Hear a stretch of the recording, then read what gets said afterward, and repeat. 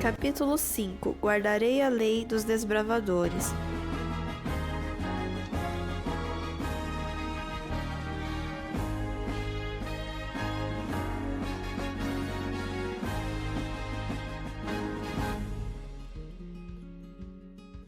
Se obedecerem aos meus mandamentos, eu continuarei amando vocês, assim como eu obedeço aos mandamentos do meu Pai e ele continua a me amar. Pare um pouco e pense no que seria o mundo se não houvesse boas leis.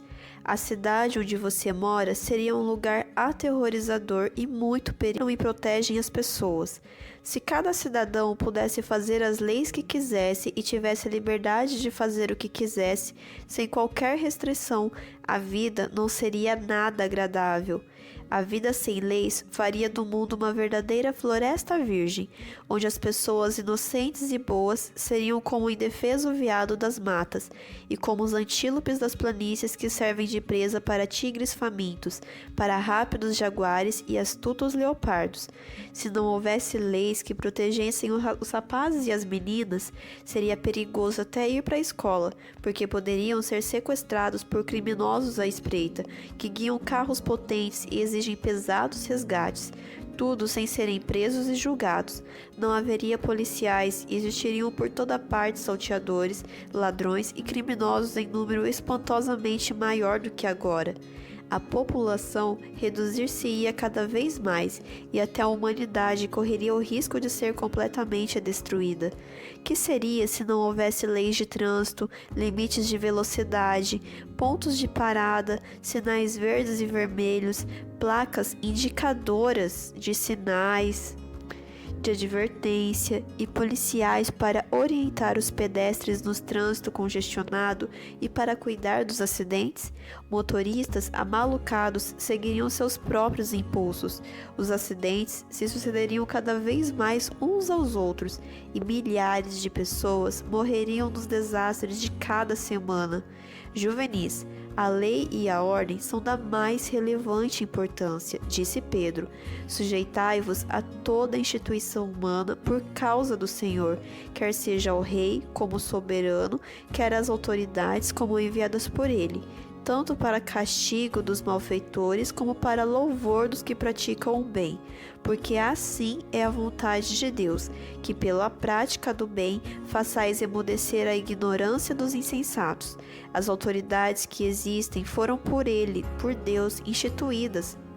Romanos 13, versículo 1. As leis existem para o nosso bem. Os tribunais são centros de justiça e cidades de refúgio, e os policiais são nossos amigos.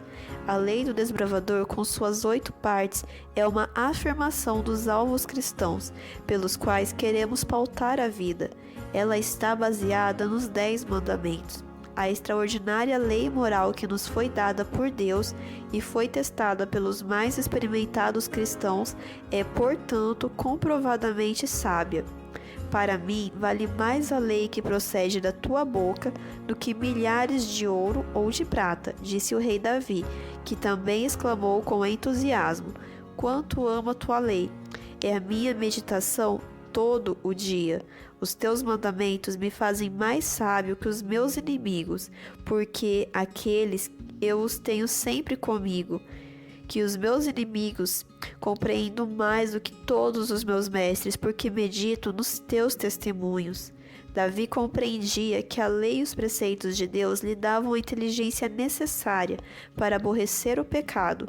Por meio dos teus preceitos consigo entendimento, por isso detesto todo caminho de falsidade.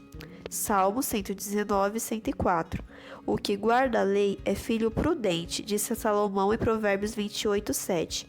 E continua no versículo 9 dizendo: o que desvia os seus ouvidos de ouvir a lei, até a sua oração será abominável.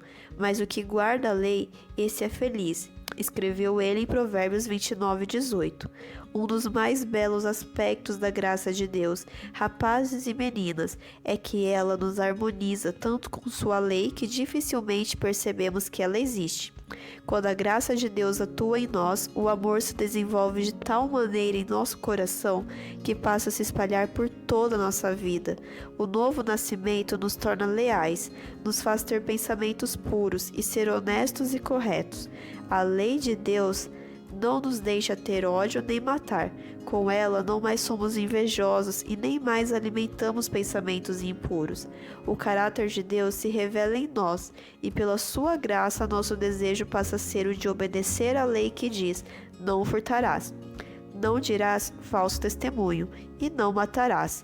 O bom filho de Deus presta atenção às leis da sua comunidade, obedece às regras estabelecidas por seus pais e respeita as leis da escola. Ao fazer nossa promessa de obedecer à lei do desbravador, isto significa que iremos observar a devoção matinal, que cumpriremos facilmente a parte que nos corresponde, que cuidaremos do nosso corpo, que manteremos a consciência limpa, que seremos corteses e obedientes, que andaremos com reverência na casa de Deus, que teremos sempre um cântico no coração e que iremos aonde Deus mandar. Ludovico Nomensen foi, nos tempos passados, missionário entre as tribos Batak, e conta-se que quando entrou naquele campo difícil, os chefes lhe deram apenas 2 anos para trabalhar entre eles, tempo que aproveitou para estudar os costumes e tradições daquele povo. Terminando o prazo, o grande chefe perguntou para o missionário se havia na religião cristã alguma coisa que fosse diferente daquilo que a deles ensinava. As leis de vocês, disse o chefe, não furtarás, não adulterarás, não dirás falso testemunho, nós também as temos. Por que, pois, a religião de vocês seria melhor do que a nossa?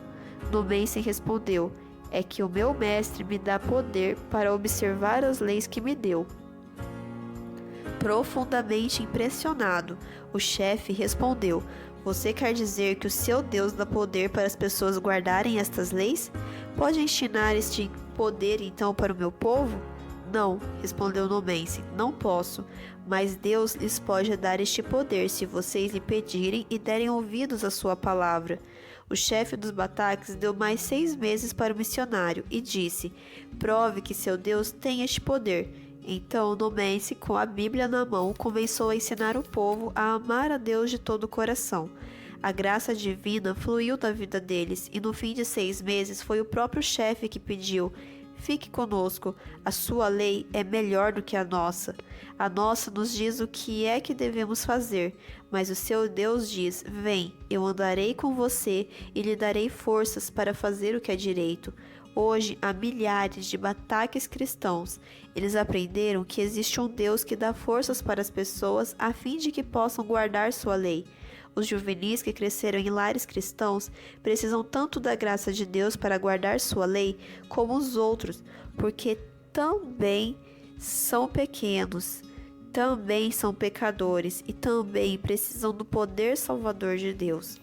Os problemas aparecem mais em casa e nas salas de aulas, porque é lá que as tentações para fazer o que nos agrada lutam mais seriamente com o ideal cristão de fazer o que agrada a Deus. Cuidado com os impulsos de andar nos próprios caminhos e desprezar os regulamentos de Deus, que são indiscutivelmente melhores do que os nossos.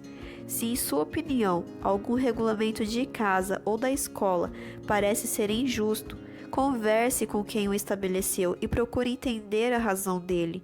Em 9 de 10 casos, você vai ficar convencido de que seus pais e professores estão certos e Deus sempre está certo.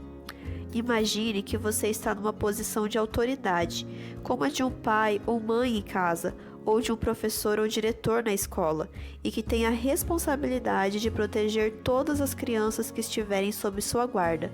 Se acontecer qualquer coisa com alguma delas, de quem é a culpa? Você vai ter de construir um muro para proteger todas elas das tentações de Satanás. E como fará?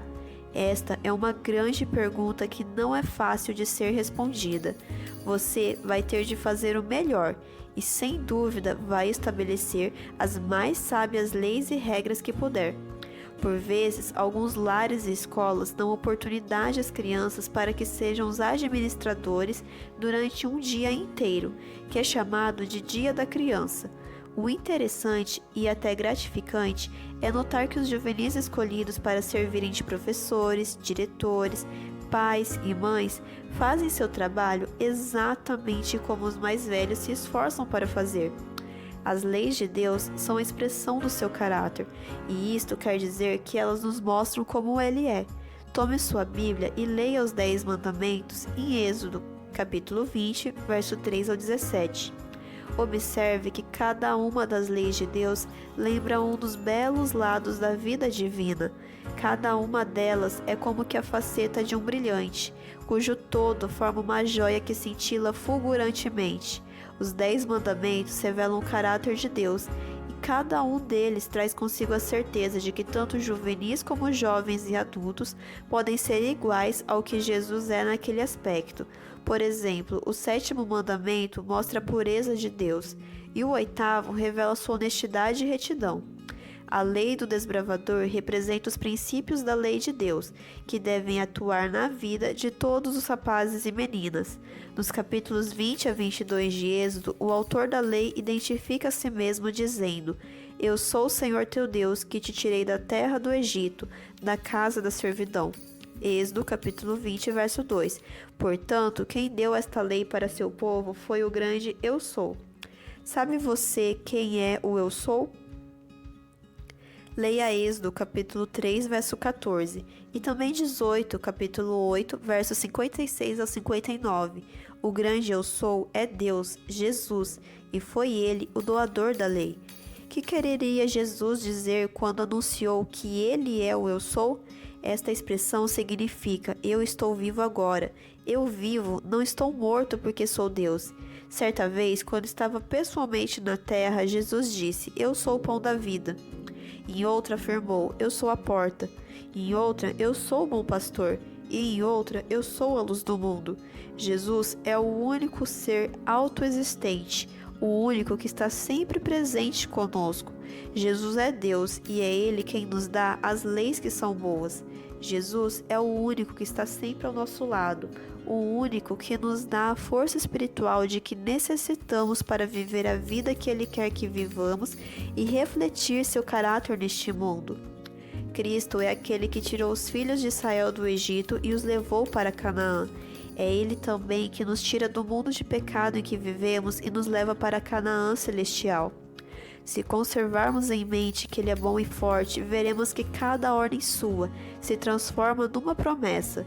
Ele nos está dizendo que, se nos lembrarmos disto, perceberemos que suas leis são tão boas e retas que não desejaremos ter qualquer outro Deus além dele. É como se Jesus dissesse: se vocês olharem para mim, me amando e confiando em mim, não vão tomar o meu nome em vão, não vão adorar imagens de ouro nem de prata, e vão descansar no meu santo dia de sábado. Todas as minhas ordens serão para vocês uma força capacitadora. Eu sou o Senhor e concedo minha graça para vocês a fim de que possam cumprir tudo isto. Não é maravilhoso este fato? Os detalhes da lei do desbravador podem parecer pequenos e insignificantes, mas nada existe de pequeno e insignificante na lei de Deus, nem na sua palavra. Quem é fiel no pouco, disse Jesus, também é fiel no muito. Lucas 16, verso 10. Devemos, pois, obedecer, tanto a menores como as maiores exigências da lei de Deus. O amor de Jesus é a fonte de todos os atos de obediência que devemos a Ele. É preciso ter espinha dorsal para se pôr corajosamente ao lado dos bons princípios espirituais, e o cristão tem esta espinha dorsal. Certa vez, Spurgeon, o grande pregador, estava dirigindo uma classe de juvenis, e a lição da Escritura se baseava em Daniel capítulo 6, verso 3, que ele pediu para um dos rapazes ler em voz alta. Este, atrapalhando-se, em vez de ler porque nele havia um espírito excelente, leu porque nele havia uma espinha excelente. Os colegas riram, mas no seu erro de leitura, o rapazinho lembrou uma grande lição. Daniel não somente Tinha um espírito excelente, mas possuía também uma excelente espinha dorsal. Ele era um homem forte e corajoso, e assim deveríamos ser nós. Certo juvenil, na sua simplicidade, explicou que os leões não comeram Daniel porque ele tinha os ossos muito duros. Tiago, filho de Zebedeu, foi degolado por Herodes. Felipe, de acordo com a tradição, foi açoitado, preso e crucificado. Marcos foi arrastado pelo povo de Alexandria até ficar em pedaços. Paulo foi degolado a mando de Nero em Roma. Pedro foi crucificado de cabeça para baixo. João foi lançado dentro de uma panela de óleo fervente, da qual Deus o salvou através de um milagre. Por exemplo, na guarda do sábado.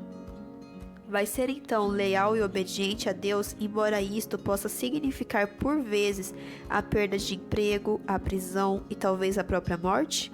O sétimo dia é o sábado do Senhor teu Deus. Êxodo capítulo 20, verso 10. O sábado vem no fim de semana, e Deus mandou que o guardemos como memorial da criação, como dia de descanso. A palavra sábado é de origem hebraica e significa descanso. Deus separou este dia para que lhe seja dedicado, por ele ser o seu dia particular. Nunca autorizou qualquer pessoa nem igreja alguma a mudá-lo. O domingo não é sábado, isto é, não é o dia de descanso apontado por Deus. O domingo foi escolhido pelos homens, sem qualquer autorização ou provação divina. Como a maior parte do cristianismo guarda o domingo, os que guardam o sábado são muitas vezes considerados como impopulares, embora estejam observando o verdadeiro dia ordenado por Deus. Devemos, porém, ir avante neste bom caminho que sabemos ser o certo, disse Ellen White. Frequentemente, a vida cristã é assediada de perigos, e o dever parece difícil de cumprir. A imaginação desenha uma ruína iminente perante nós, e atrás o cativeiro ou a morte. Contudo, a voz de Deus fala claramente: avante! Devemos obedecer a esta ordem, mesmo que nossos olhares não possam penetrar nas trevas e sintamos as frias vagas em redor de nossos pés. Os obstáculos que embaraçam o nosso progresso nunca desaparecerão diante de um espírito que se detém ou duvida. Aqueles que adiam a obediência até que toda sombra da incerteza desapareça e não fique perigo algum de fracasso ou derrota, nunca absolutamente obedecerão. A incredulidade fala ao nosso ouvido, e esperemos até que os impedimentos sejam removidos e possamos ver claramente o nosso caminho.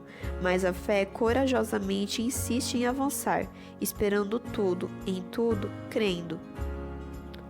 Deus ordena que a 10ª parte das nossas rendas líquidas, o dízimo, lhe seja consagrada.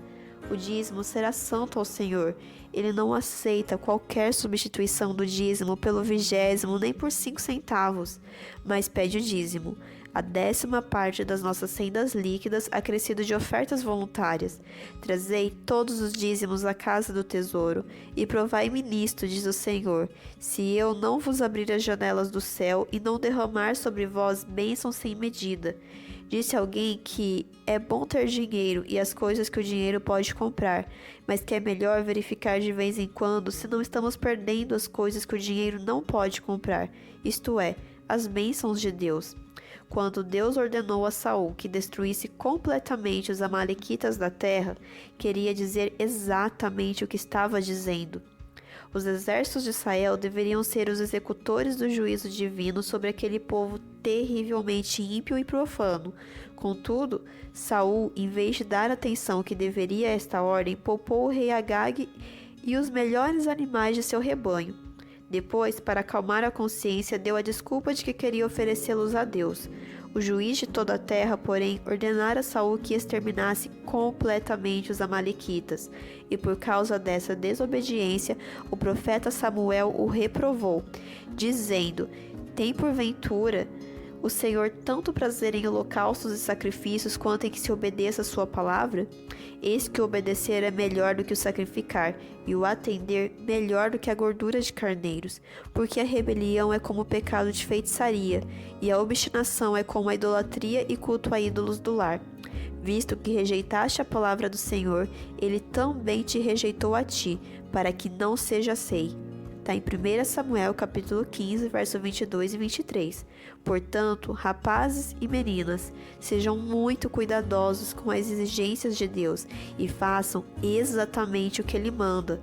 Prestem sempre atenção ao que seus pais e professores lhes ordenam.